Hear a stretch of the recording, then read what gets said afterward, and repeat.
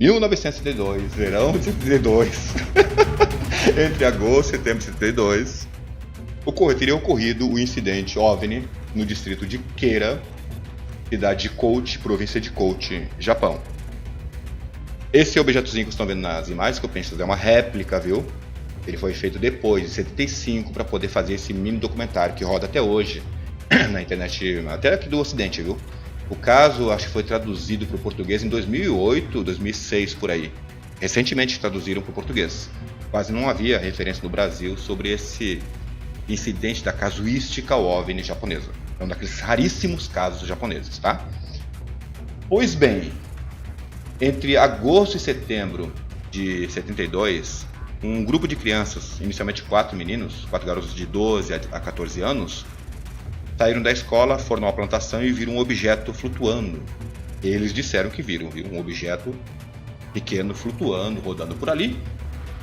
E eles começaram a analisar aquele treco que às vezes ficava pousado na plantação de arroz, subia, descia. E por vários dias eles foram lá observar esse estranho objeto que ficava revoando ali pela plantação de arroz. Eles pegaram uma câmera fotográfica com flash de noite e tentaram bater uma foto. E conseguiram. Pelo menos é a única foto que tem do incidente. E vocês vão ver agora. É um caso daqueles assim que... Como é que é? Não conhecia. O caso ele é meio oculto, viu? Até no Japão. Ele é muito desconhecido no Japão. Eu vou explicar por que é tão desconhecido. Inclusive é uma questão, olha lá. Por lá e bater a foto. E capturaram a única foto que tem desse objeto no mesmo. O resto são só réplicas, viu? São só a história, fizeram montagem de réplicas para poder exemplificar, mas essa é a única foto do caso que existe.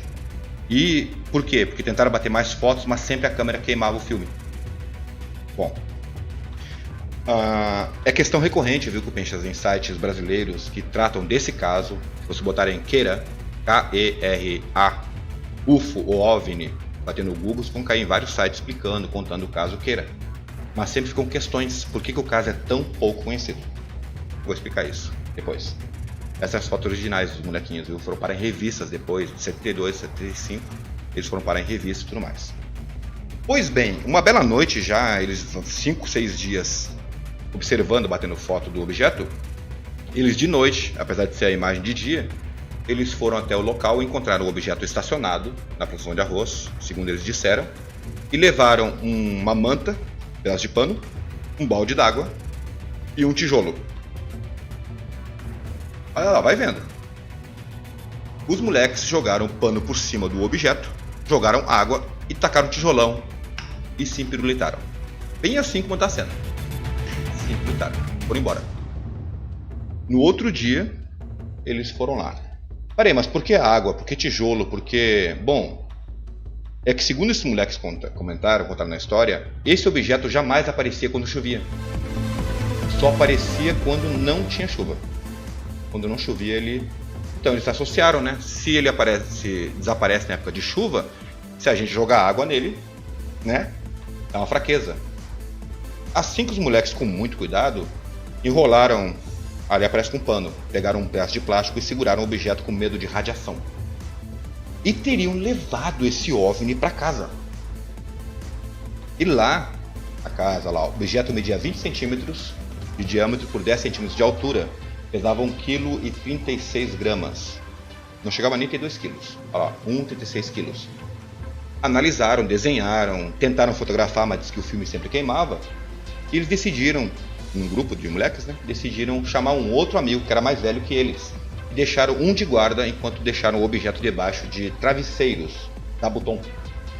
Quando os moleques chegaram, o objeto tinha desaparecido, evaporado. Mesmo com um rapaz guardando todo o tempo ali. Ué, será que é brincadeira? O que era? Não, mas parece que o objeto tinha evaporado, sumido. Frustrados, né? Um dos garotos foi ali fora. E não é que reencontra o objeto ali, frente da casa ali, revoleteando, tremendo por ali. Frente da casa, de noite, viu? De novo a cena foi feita de dia, mas foi de noite. Vendo que o objeto tremia na frente da casa, ele botou uma bola em cima, chamou os amigos a gritos, né? Pegaram novamente, levaram para dentro de casa. Cara, a história é muito estranha, muito bizarra. Em 73, 74 saíram revistas, viu, contando o caso. Olha lá, Houve um momento que eu penso que eles viraram o objeto e diz que ele se desmanchou, mostrando uma parte interna do objeto cheinho de eletrônicos, como se fosse um aparelho de rádio, uma gosma. Disseram, viu? Bom, os garotos então, vendo que o objeto havia desaparecido uma vez, decidiram então botar ele dentro de uma mochila e saíram para passear, fazer compras de tardezinha com o objeto dentro da mochila. E saíram pela cidade ali de Coach, perto do distrito de bicicletas.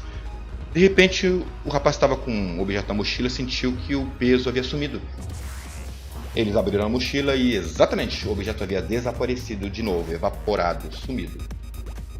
Como se fosse um sopro. É de deixar o cara com a orelha atrás da pulga. Calma, vamos vendo só. Eles encontraram o objeto flutuando em frente a um muro da casa de uns amigos deles. Eles recuperaram o objeto novamente. Entendeu? Vai e volta, esse treco toda hora. É um monte de vezes, viu? Mais de 6 vezes que eles pegaram, capturaram o objeto e o objeto desaparecia. Segundo o relato dessas 8, 9 crianças. Garotos, né? Bom, eles novamente pegaram esse objeto, botaram na mochila e levaram finalmente para aquele amigo mais velho. Ele era... O nome dele é... Yasuo Fujimoto. Sabe? Só que chegando lá, o objeto havia desaparecido. Yasuo... estão tirando sarro de mim. Pegaram a mochilinha e jogaram fora. Só que o Yasuo Fujimoto, o rapaz mais velho, não conseguiu parar de pensar no objeto e voltou para aquele local onde havia jogado a mochila fora.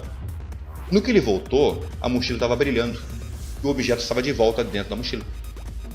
Foi nesse ponto da história que o primeiro adulto entrou na história e pôde saber pôde pegar o objeto nas mãos, pôde ver pelo menos o objeto. A mãe do Yasuo Fujimoto, o rapazinho, esse que aparece pegando a mochila ali dos entulhos. Essa senhora foi a primeira, ela deu entrevistas em rádio na época e entrevista para televisão mais tarde, culminando nesse documentário. Esse é um documentário da NHK, viu? Essa foi a primeira adulta que viu o objeto. Por sua vez, uma outra pessoa muito importante no caso, que viu esse objeto, foi o pai dele. Só que o pai dele não era um cara qualquer, certo? O senhor Mutsuo Fujimoto, diretor do Centro para a Educação de Ciências. O cara não era um qualquer, esse senhor aqui. Ele, no testemunho dele, disse que ele viu realmente, era um objeto metálico. Ele não tinha tinta, apesar de parecer que era pintado, não era tinta. Só que ele falou que não tinha o brilho, que os meninos disseram, e também não tinha nenhuma gosma dentro. Tá? Ele só viu que era estranho, realmente. E ele não disse que não era um objeto, anômalo. Pois bem, os garotos, depois de mostrar para o Sr. Mutsu, pegaram, amarraram esse objeto com arame e botaram dentro de sacola plástica, várias sacolas plásticas, e amarraram com arame no pulso e ficavam revezando entre eles, para o objeto não desaparecer. Até que um dia eles saíram de bicicleta, logo depois de ter mostrado para esse senhor Mutsu, o rapaz sentiu um puxão no braço e quase caiu um tombo da bicicleta, para ver que o objeto havia evaporado novamente. Caso bizarro, extremamente bizarro. Extremamente estranho. Incidente OVNI de Queira. E aqui acabou, viu? Depois desse puxão do braço, onde o objeto estava todo amarrado com arames dentro do saco plástico, eles abriram o saco plástico e não tinha nada dentro. Segundo eles contaram. Aqui acabou. Procuraram e nunca mais acharam esse objeto. OVNI? Uma sonda? Não sei. O fato, Cupenchas, é que os céticos, sabe, na época não muito, mas principalmente depois se levantaram a seguinte questão: isso aí não seria um penico, não? Pois é, os ufólogos japoneses são duros, viu? Tem não penico, não? Não, talvez um penico não. Só que esse objeto que aparece nas imagens, que é uma réplica, né? Ele é idêntico a uma outra coisa. Tão idêntico que em 2017, o canal de TV que fez esse programa aqui, 2017 fez um novo especial, apontando que esse objeto nada mais seria que isso daí, Cupenchas, um cinzeiro da década de 50, que as crianças teriam aproveitado, reaproveitado, polido, limpado, isso é o cinzeiro, viu? E feito todo o caso em cima. Na década de 70, estava em alta, sabe, o fenômeno OVNI no mundo. Talvez os garotos quisessem entrar nessa onda ufológica. É a última explicação que se tem do incidente OVNI de Queira? Eu não sei. Eu só largo aqui e saio correndo, tá? Bom, uma coisa que é sempre questão recorrente nos sites do Brasil que falam do incidente, muito bons por sinal, é, por exemplo, o site OVNI Hoje, por exemplo, tem uma matéria muito boa, depois eu coloco na descrição para vocês verem. Muito boa, tá certinha, viu? Tá tudo certinho, tá perfeitamente traduzido, sabe? Mistérios do Universo também, a Mistérios Universe.org também fez uma matéria em inglês. Tá muito bom aqui o caso do OVNI Hoje, viu? Tá certinho. Só que é uma questão, e não tem como responder essa questão de por que o caso é tão pouco conhecido no Japão, e até no mundo, sabe? Sem saber um pouquinho da cultura japonesa. Eu fui atrás dessa questão, por que o caso é tão raro, tão desconhecido, tanto na ufologia mundial quanto no Japão mesmo.